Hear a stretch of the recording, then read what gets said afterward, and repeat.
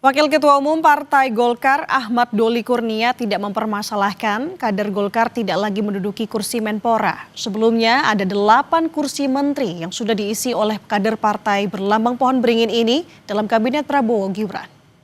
Sejak beberapa waktu lalu ya Pak Prabowo melakukan reshuffle kabinet ini, kami sudah menyampaikan bahwa salah satu pertimbangan utamanya adalah untuk bagaimana meningkatkan kinerja ya atau performance dari kabinet yang dipimpin oleh Pak Prabowo ini. Jadi pasti selama ini Pak Prabowo sudah punya raport ya, punya penilaian terhadap semua jajaran-jajaran menterinya gitu ya, mana yang perlu, mana yang kemudian perlu dipertahankan, mana yang perlu dievaluasi dan kemudian diganti, itu pasti sudah ada dalam pertimbangan Pak Prabowo.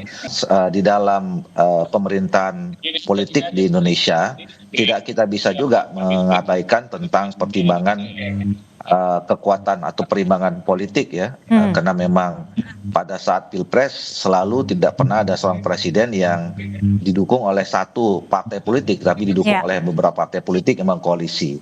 Nah, kami di Partai Golkar selama ini sudah diberi kepercayaan kepada Pak Prabowo sebagai presiden. Ada 8 pos kementerian ya, yang diisi oleh kader-kader yang berasal dari Partai Golkar. Nah, tentu itu juga tetap pada pertimbangan kinerja yang paling utama. Nah, kemarin pada reshuffle sebelum ini itu ada satu pos kementerian yang selama ini yaitu di Menpora ya, dijabat oleh saudara Adi Dito, itu kemudian diganti. Dan kalau kita bicara tentang komposisi jumlah perimbangan, nah kader Partai Golkar ada Pak Mukhtarudin yang kemudian diberi kepercayaan sebagai menteri. Jadi artinya Partai Golkar tidak masalah karena sudah terakomodir seperti itu dengan 8 kursi menteri di Kabinet Merah Putih? Ya tentu tidak ada masalah karena sekali lagi semua kita sama-sama paham bahwa penyusunan kabinet atau pergantian kabinet segala macam itu adalah prerogatifnya seorang presiden. Tentu kita harus hormati dan terima apapun keputusan dari presiden itu. Ya, saya kira saya pernah juga menyampaikan reshuffle kali ini ketemu 3 hal dalam satu momentum ya. Yang pertama adalah tentu saya katakan tadi ini tidak ujuk-ujuk ya, sudah dipersiapkan.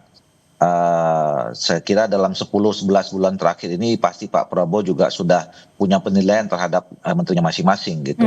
Nah, yang kedua adalah tidak bisa juga dipungkiri, saya kira peristiwa kemarin adanya dinamika ya, adanya penyampaian aspirasi oleh masyarakat dan adik-adik mahasiswa yang kemudian banyak menuntut menyampaikan tuntutan ya 17/8 itu. Nah, itu saya kira juga menjadi pertimbangan.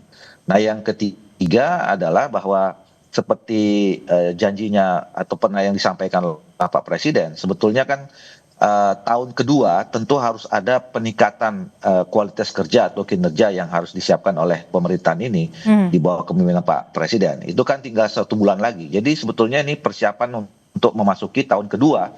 Setelah 1 tahun pertama ini tentu ada capaian-capaian yang sudah diraih, tetapi juga mungkin ada juga PR-PR yang harus diselesaikan dengan peningkatan kinerja itu. Nah, apalagi kemarin kan juga sekaligus ada juga ketemu momentum lahirnya undang-undang tentang haji ya, yang merekomendasikan adanya Kementerian Haji dan Umroh sebagai kementerian baru. Nah, itu juga saya kira menjadi salah satu momentum kenapa ini diambil reshuffle itu.